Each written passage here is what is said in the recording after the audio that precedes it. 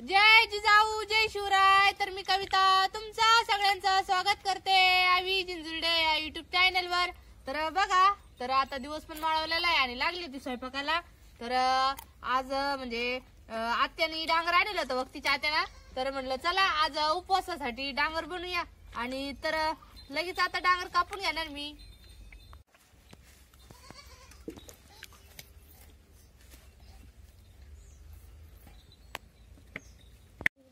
कापलं ना। तर बघा डांगर पण कापून घेतलेलं आहे। ये शंभू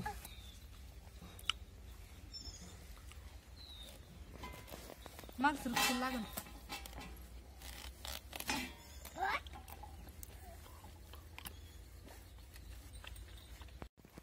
तर बघा डांगर आपलं पिकेल मस्त।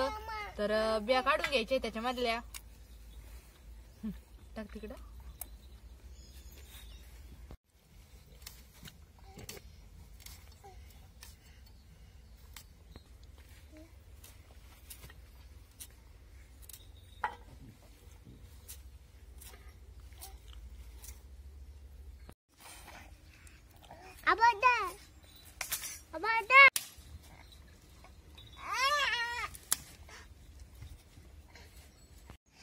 तर बघा डांगर पण कापून घेतलं होतं आणि आज आहे ना तर उपवासासाठी डांगर बनवायचे।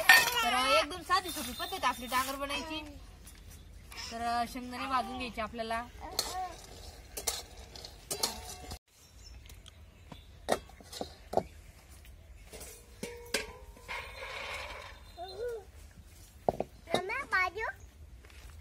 तर आपल्याला उपवासाला डांगर बनवायचंय त्याच्यामुळे तुपच टाकणार मी डांगरला। तर बघा डांगर आपल्याला धुवून घ्यायचं चांगलं। तर बघा डांगर पण धुवून टाकलं तर परतायला तुपामध्ये। तर डांगर परतूच तरी ना आपल्याला मसाला काढून घ्यायचा आहे।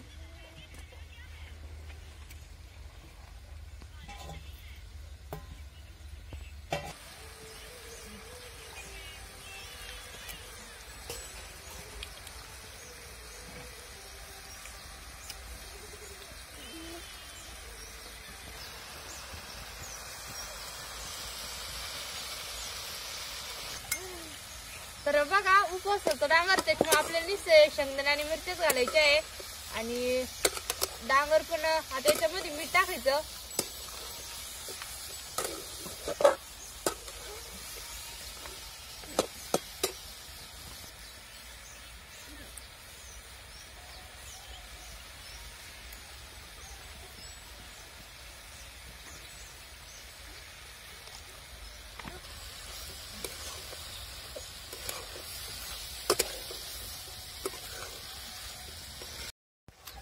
तर आपल्याला एकदम मिरच्या आहे ना खलबत्त्यामध्ये एकदम बारीक करून घ्यायचे आहे। नंतर आपल्याला शेंगदाणे आबडधोबड ठेवायचे त्याच्यामुळं।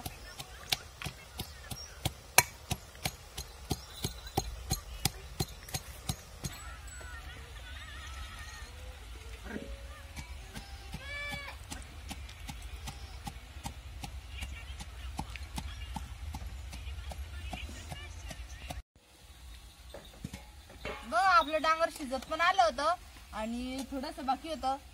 शेंगदाणे आणि मिरची पण खलबत्त्यामध्ये आबडधोबड कुटून घेतलेली आहे।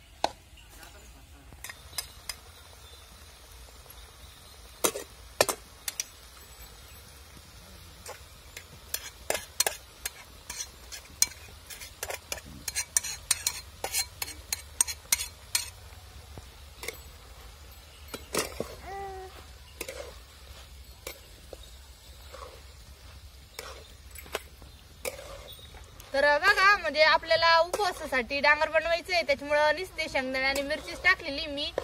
तर तसं पण डांगरची रेसिपी आम्ही तुम्हाला दाखवलीच होती आणि ह्या डांगरासोबत मी आता धिरडे बनवणार आहे। तर बघा एकदम मस्तपैकी आपलं डांगर तयार झालेलं आहे। तर बघा उपवासासाठी मी डांगर पण तयार करून घेतलेलं आहे आणि आपलं डांगर झाला आता। तर 5 वाजता मी थोडीशी भगर आणि साबुदाणा भिजू घातला होता तर त्याचे धिरडे बनायला। तर आता मी तेच धिरडे तुम्हाला बनवून दाखवणार आहे। तर बघा एका डब्यामध्ये मी भगर आणि साबुदाणा भिजू घातला होता। तर आता ते मिक्सर मध्ये आपलं काढून घ्यायचं आहे। तर याला आहे ना थोडंसं पाणी जास्तच ठेवायला होतं, कारण तो चांगला भिजला पाहिजे. तर आपले धिरडे एकदम चवदार लागण्यासाठी आपल्या 2-4 मिरच्या टाकायच्या आहे आणि मीठ टाकायचं त्याच्यामध्ये.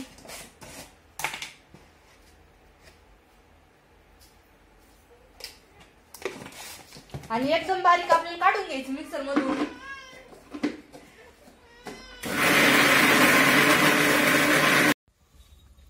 तर बघा तवा पण तापायला ठेवला.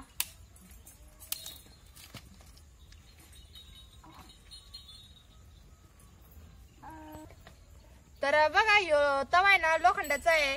लोखंडात जर तवा घेतला ना धिरडे चिटकत नाही काही नाही. तर असं तेल लावून घ्यायचं एकदा तव्याला.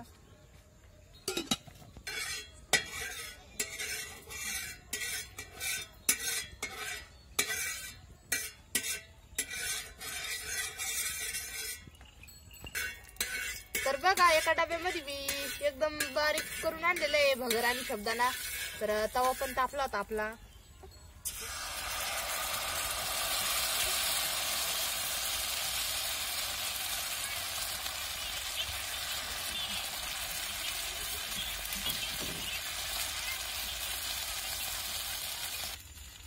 तर बघा त्याच्यावरून आपल्याला झाकण ठेवायचंय.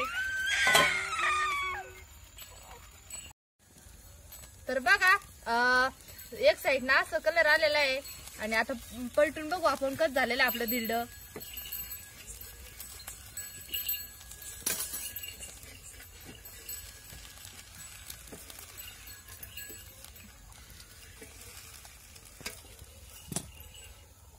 तर बघा किती मस्त असा कलर आलेला आहे आपल्या धिरड्याला.